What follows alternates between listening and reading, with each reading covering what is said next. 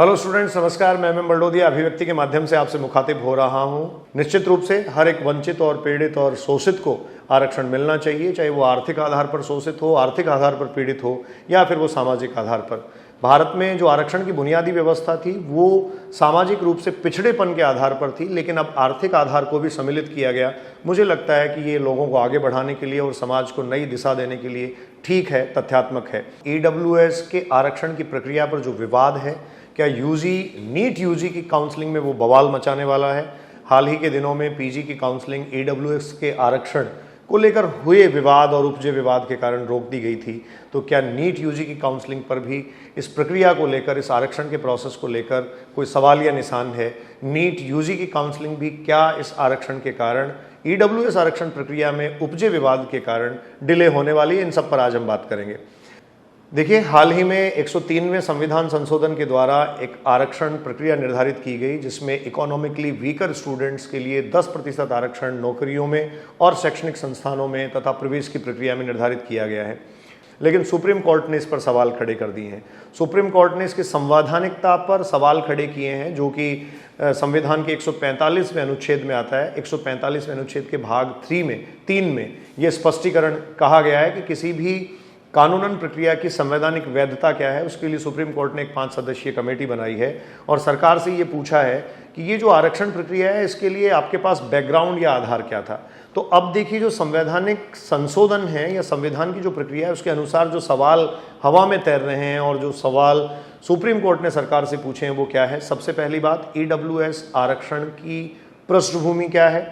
वहाँ economically weaker students को 8 लाख रुपए कि जो वार्षिक आय का एक पैमाना या मापदंड दिया गया है, वो सभी के लिए बराबर कैसे हो सकता है। इसके बारे में छोटी सी बात अगर हम करें, अलग अलग स्टेट्स जो हैं उनकी पर कैपिटा इनकम, प्रति व्यक्ति आय जो है, उसमें काफ़ी अंतर है, उसमें काफ़ी वेरिएशंस आपको देखने को मिलेंगे। तो सभी के लिए समान रूप से 8 लाख रुपए आय का क्राइटेरिया कैसे रखा जा सकता है, पहली बात।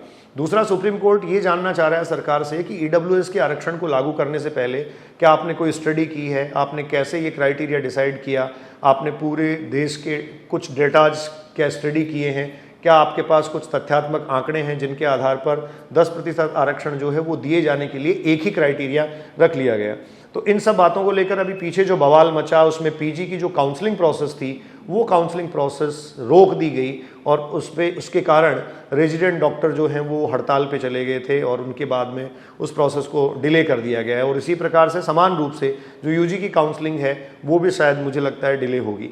ईडब्ल्यूएस के काउंसलिंग को लेकर स्पष्टीकरण जो है वो नहीं दिया गया है, जबकि सरकार का मानना है जो नीट यूजी 2021 का बुलेटिन आया था, उस बुलेटिन में बहुत साफ ये कहा गया था 2021-22 से, मतलब इसी सेशन से जो आरक्षण की प्रक्रिया है ईडब्ल्यूएस का 10% आरक्षण, वो सभी पर समान रूप से लागू हो जाएगा। तो अब देखते हैं, ये बहुत देखने वाला विषय है, अपने आप में देखने वाला मुद्दा है कि ईडब्ल्यूएस के आरक्षण के कारण क्या नीट यूजी 2021 की काउंसलिंग पर किसी प्रकार का कोई अवरोध आने वाला है, किसी प्रकार का कोई बैरियर वहाँ क्रिएट होने वाला है। वैसे मैं आपको बता दूं, बुलेटिन के अकॉर्डिंग नीट यूजी 2021 में जो काउंसलिंग प्रोसेस होगी उसमें 10% आरक्षण ईडब्ल्यूएस को दिया जा रहा है, 27% आरक्षण ओबीसी को दिया जा रहा है, जो ऑल इंडिया कोटे की काउंसलिंग पर कंप्लीटली अप्लाई होगा, लागू होगा।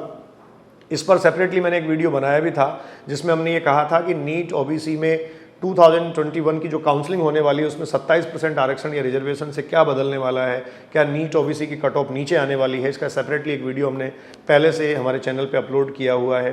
15% एससी को और उसके बाद में 7.5% आरक्षण एसटी को दिया गया है। पीडब्ल्यूडी जो है, मतलब जो फिजिकल हैंडीकैप्ड है, उनका आरक्षण पहले से यथावत है।